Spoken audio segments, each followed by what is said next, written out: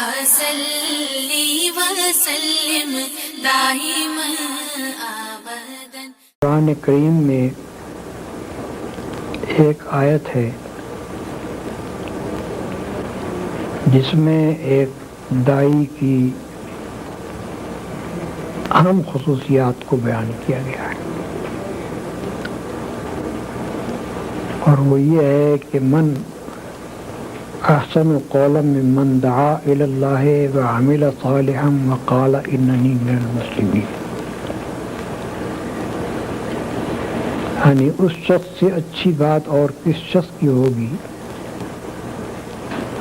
جس نے اللہ کی طرف بلایا، نیک عمل کیا اور کہا کہ میں مسلمان ہوں۔ اس ارشاد کی پوری اہمیت محسوس کرنے کے لیے نگاہ میں یہ بات رکھنی ضروری ہے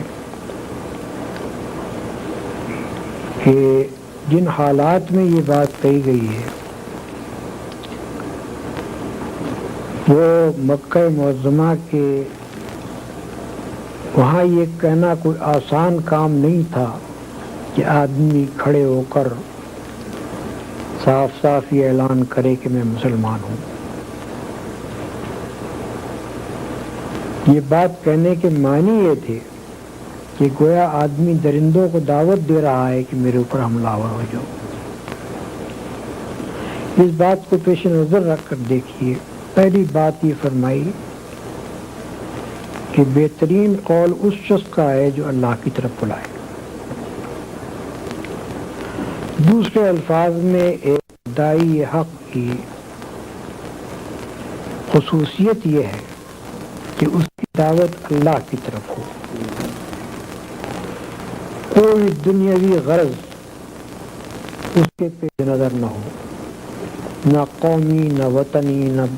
خاندانی، نہ کسی قسم کی مادی غرض، کوئی دوسری غرض اس کے پیش نظر نہ ہو، خالص اللہ کی طرف دعوت دے۔ اور اللہ کی طرف دعوت دینے کا مطلب سیدھا سادہ یہ ہے، اگر آدمی قرآن مجید پر نگاہ رکھے کہ اللہ کی توحید کی طرف دعوت دی جائے، اس بات کی طرف لوگوں کو دعوت دی جائے کہ کسی کی بندگی، کسی کی عبادت، کسی کی پرستش خدا کے سوا نہ کی جائے، کسی سے خوف اور طمع خدا کے سوا نہ رکھا جائے، اور خدا ہی کے احکام اور اس کے فرامین کی اطاعت کی جائے، اسی کی رضامندی، اسی کی خوشنودی حاصل کرنے کے لیے تمام کوششیں کی جائیں، اور آدمی دنیا میں جو کام بھی کرے وہ یہ سمجھتے ہوئے کرے کہ میں کسی کا بندہ ہوں اور اس کے سامنے مجھ کو جا کر جواب دہی کرنی ہے۔ خدا کی طرف دعوت دینے کا مختصر مفہوم یہ ہے جو قرآن سے معلوم ہوتا ہے، اور قرآن میں داعی کی اولین خصوصیت یہ بیان کی گئی ہے کہ اس کی دعوت خالص اللہ کی بندگی کی طرف ہو، خالص اللہ کی پرستش اور اس کی عبادت کی طرف ہو، خالص اس کی اطاعت کی طرف ہو اور اس کے قانون کی پیروی کی طرف ہو۔ دوسری بات جو اس میں فرمائی گئی ہے وہ یہ ہے کہ وَعَمِلَ صَالِحًا، نیک عمل کرے۔ اس کا ذرا سا بھی آدمی غور کرے تو اس کا مفہوم صاف اس کی سمجھ میں آ جائے گا کہ اللہ کی طرف دعوت دینے والے کا اپنا عمل اگر درست نہ ہو تو پھر اس کی دعوت کا کوئی اثر نہیں ہو سکتا۔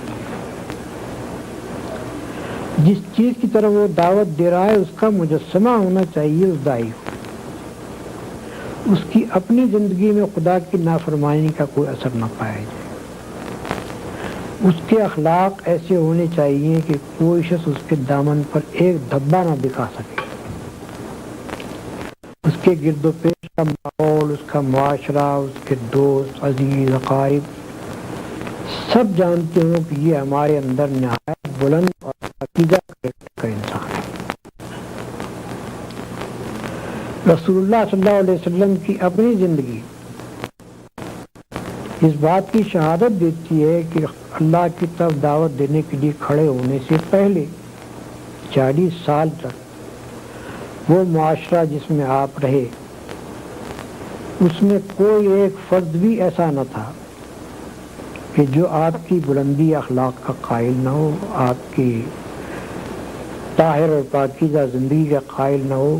اس حد تک لوگ قائل تھے کہ جو آپ سے قریب ترین تھے، جن سے آپ کی زندگی کا کوئی پہلو چھپ نہیں سکتا تھا، وہ اتنے آپ کے معتقد تھے کہ جب آپ نے نبوت کا اعلان کیا تو سب سے پہلے انہوں نے اقرار کیا۔ حضرت خدیجہ رضی اللہ عنہ 15 سال سے رسول اللہ صلی اللہ علیہ وسلم کی زوجیت میں تھی، اور کوئی کم سن عورت نہیں تھی بلکہ رسول اللہ صلی اللہ علیہ وسلم سے 15 برس بڑی تھی۔ اس کے معنی یہ ہے کہ جس وقت آپ نے نبوت کا دعویٰ کیا ہے اس وقت ان کی عمر 55 سال تھی۔ جو بیوی کی حیثیت سے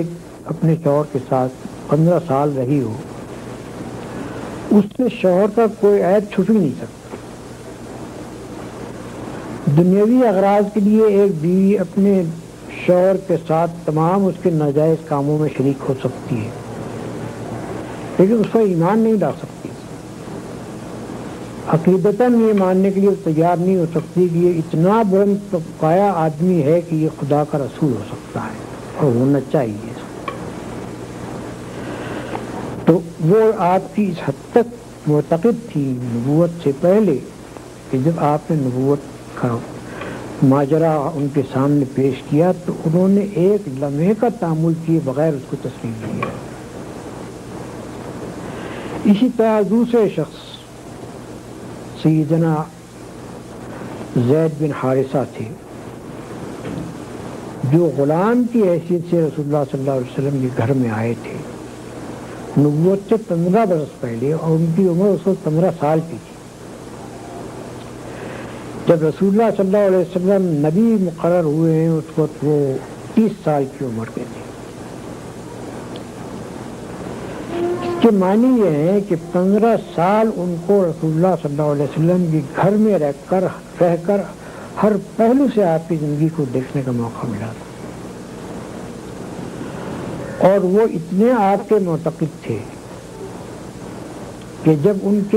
کے والدین کو، ان کے چچا اور ان کے باپ کو پتہ چلا کہ ہمارا بیٹا فلاں جگہ غلامی کی زندگی بسر کر رہا ہے تو وہ مکہ معظمہ آئے حضور کی نبوت سے پہلے،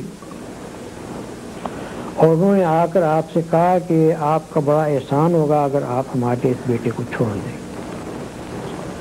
آپ نے فرمایا کہ میں لڑکے کو بلا لیتا ہوں، اگر وہ آپ کے ساتھ